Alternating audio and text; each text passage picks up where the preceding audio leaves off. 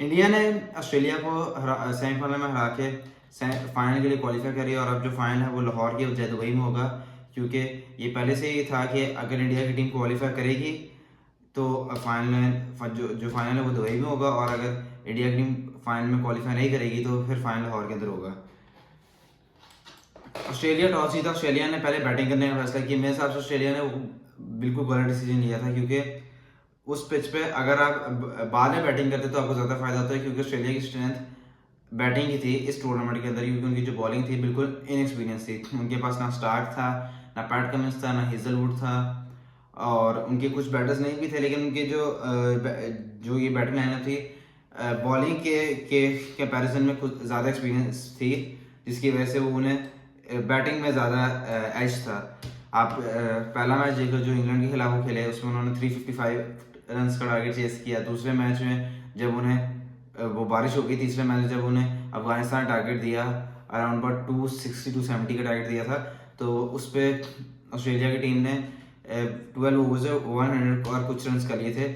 इससे पता चलता है कि उनकी बैटिंग हमेशा स्ट्रेंथ थी, और वो उन्होंने डिसीजन गलत दिया, जिसकी वजह से फिर उन्हें डिफेंड करना था इस जो भी वो स्कोर करते हैं। ट्रेविस हेड 39 के 33 बॉल्स के अंदर कूपर कॉनली कुछ ना कर सके।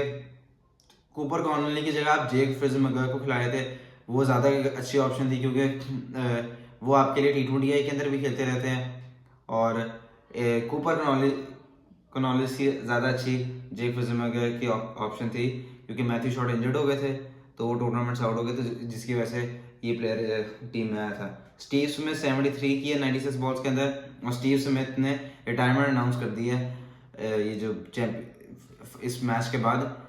अब वो आपको ओडीआई में किसी भी आईसीसी इवेंट में नजर नहीं आएंगे, और कोई भी ओडीआई मैच अपने कंट्री की तरफ से नहीं खेलेंगे। सिर्फ वो टेस्ट क्रिकेट खेलेंगे, T20 तो पहले ही भी नहीं खेलते। सो अब स्टीव स्मिथ सिर्फ टेस्ट मैच खेलेंगे, और इस साल जो एक और जो आईसीसी का इवेंट है वर्ल्ड टेस्ट चैंपियनशिप का final Australia versus south Africa, उसमें स्टीव स्मिथ अपनी कंट्री के लिए अवेलेबल होंगे, अगर वो उनका कंट्री उन्हें सिलेक्ट करता है।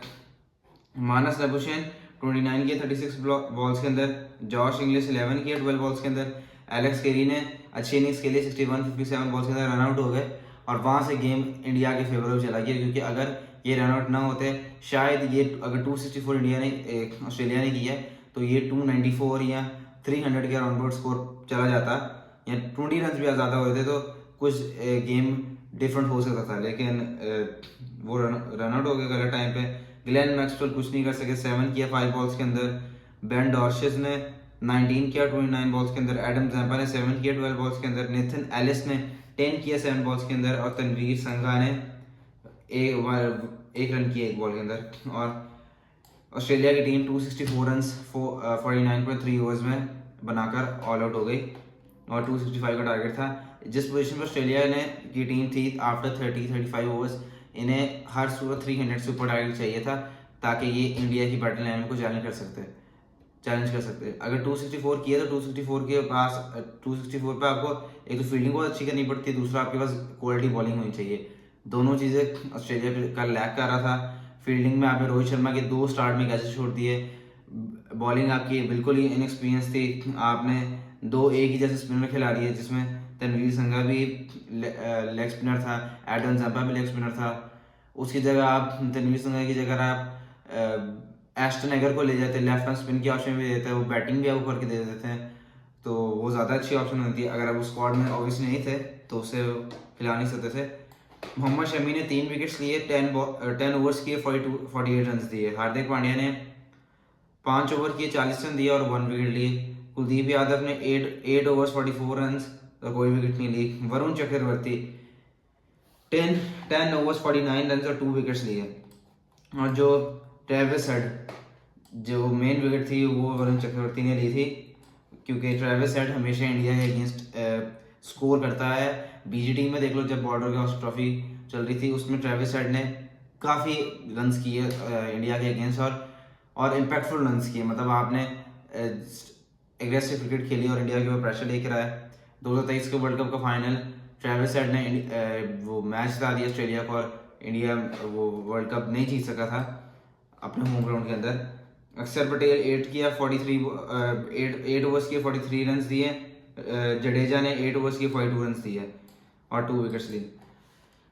अब आते हैं ऑस्ट्रेलिया की बैटिंग, सॉरी इंडिया की बैटिंग। इंडिया ने वो जैसे रोहित शर्मा स्टार्ट देते हैं कि मैंने तेज क्रिकेट खेलनी है ऊपर से, और मैंने हर हालत में इंडिया को अराउंड 60-70 रन देने हैं 10 ओवर्स के अंदर, ताकि वो जो अगर आपके विकेट्स गिर भी जाएं तो आपके पास रन रेट का प्रेशर ना हो।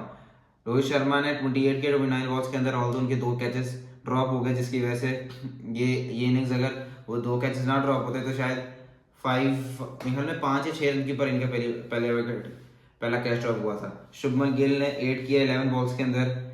Virat Kohli the chase master 84 किया 98 बॉल्स के अंदर। यार ये बंदा पता नहीं कितनी मतलब इसकी क्या गेम अवेयरनेस इसकी, क्या मतलब किस क्वालिटी के साथ ये खेलता है, एग्रेशन। और उसके 8000 रन हो गए चेस के अंदर। इतने लोगों के पूरे कैरियर में रन नहीं होते जितने उसने चेस के अंदर किए हुए हैं। बाबर आजम के 6500 रन है या 400 समथिंग रन है ओवरऑल कैरियर के अंदर। वो विराट कोहली के सिर्फ चेस के अंदर 8000 रन है। तो जो लोग कंपैरिजन करते हैं वो एक दफ़ा ये स्टैट जाके देख लेना ताकि आपको पता चल जाए।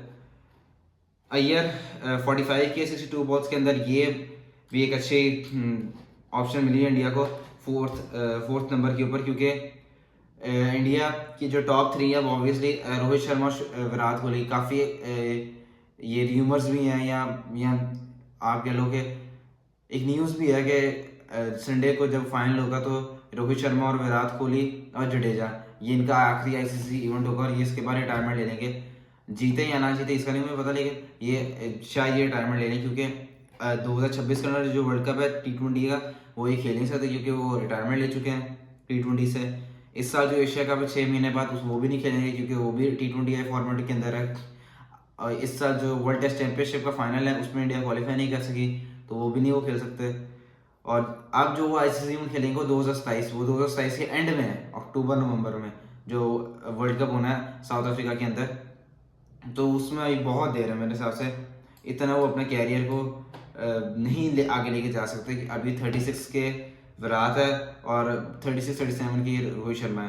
तो यहाँ से अगर आप 2 साल लगाओ तो 38 विराट की एज, 39 रोहित शर्मा की एज, तो इतना आप प्रोलॉन्ग नहीं कर सकते। और विराट का फिर भी एक फिटनेस है विराट के लिए, रोहित शर्मा की फिटनेस बिल्कुल भी नहीं है, मैं तो ये कहूँगा।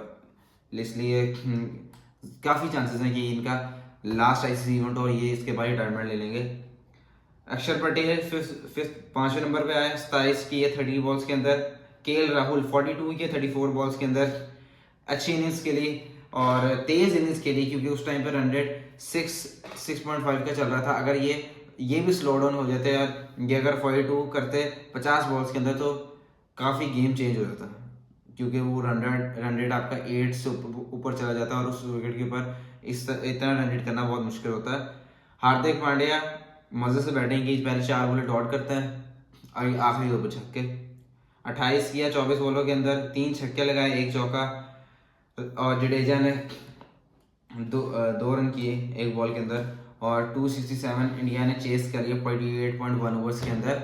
और ये इंडिया ने, अगर आप ये कहो इंडिया को फेवर थी तो शायद हाँ थी, क्योंकि सारी टीम्स पाकिस्तान ट्रैवल करके दुबई जा रही हैं और इंडिया एक ही सिटी के अंदर है, दुबई के अंदर, और वहीं पर ही अपने सारे मैचेस खेल रहे हैं। एक ही होटल में स्टे कर रहे हैं, वहाँ से ग्राउंड जाते हैं प्रैक्टिस करने और मैच खेल के आ जाते हैं। यहाँ से टीम्स, जैसे पाकिस्तान में मुख्तलिफ 3 वेन्यूज पे मैचेस हो रहे हैं, वहाँ भी टीम्स ट्रैवल करती हैं। उसके बाद जब किसी ने इंडिया के खिलाफ मैच होता है तो वो दुबई जाना पड़ता है। अब जैसे ये साउथ अफ्रीका और ऑस्ट्रेलिया, क्योंकि कंफर्म नहीं था कि इसका सेमीफाइनल होना है इंडिया के साथ, तो दोनों टीम्स दुबई गई थी। और ऑस्ट्रेलिया का सेमीफाइनल था तो ऑस्ट्रेलिया ने वहाँ स्टे किया था और साउथ अफ्रीका वापस लाहौर आई थी, क्योंकि आज उनका जो सेमीफाइनल था न्यूजीलैंड के अगेंस्ट वो खेलने के लिए।